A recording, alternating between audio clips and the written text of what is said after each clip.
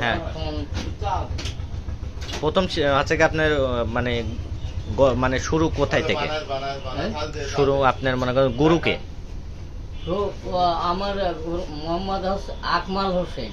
আকমাল হোসেন বাঁশিবাদা, উনি রাজশাহ বেতার শিল্পী ছিলেন, এখনো আছে। বেতার শিল্পী ছিলেন। হ্যাঁ। তা আপনাকে আজ পর্যন্ত কোনো মনে করেন যে কোনো মিডিয়া বা কোনো জায়গায় আজ পর্যন্ত? আমাকে এর আগে 21-এ ডাকিছিল, 21-এ টেলিভিশনে। তখন টেলিভিশনে যাওয়ার পরে 1 সপ্তাহ পরে বলে বন্ধ হয়ে যাচ্ছে, আপনাকে আবার ডাকি নেবো। হ্যাঁ হ্যাঁ। যে কার্ড দিছিল, কার্ডটা রাখি দিল, বলে যে ডাকি নেবো, আর পরে ডাকি নেবো। মাছরাঙায়ও তো কিছুদিন আগে একটা ইয়ে দেখছিলাম মনে হয়, মাছরাঙা টেলিভিশনে দিছিলেন, সাক্ষাৎকার দিছিলেন। ওরা সাক্ষাৎকার ব্রিজের নিচে থেকে লিছিল। হ্যাঁ হ্যাঁ। অনেক অনেক ব্রিজের নিচে অনেক অনেক সাংবাদিক এবং যারা চিটাগাং থেকেও নিয়ে গিয়েছেন।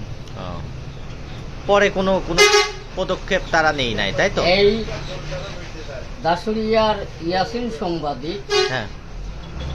আইডি কার্ডের ফটোকপি বাড়ির থেকে আনতে গেল, হাইস গাড়ি টাড়িলে নিয়ে দিলাম না, উনি হাইস গাড়ি করে আমার তুলিলি, আমার চেয়ারম্যানের কাছে লিয়ে আসে, আনিস শরীফের কাজ। হ্যাঁ।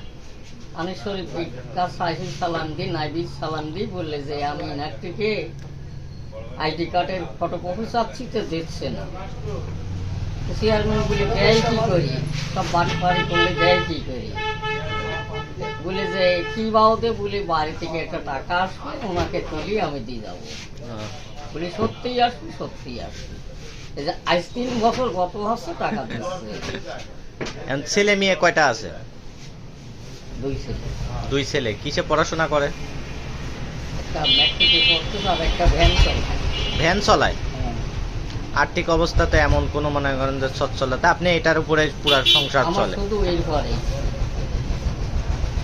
এখন আপনার এই গান বাজনা একটা পেশা ধারণার মনে করেন যে নিছেন আর কি? হ্যাঁ, তারপরেও ছোট থেকেই আমার দৃষ্টিতে তো সমস্যা আরো।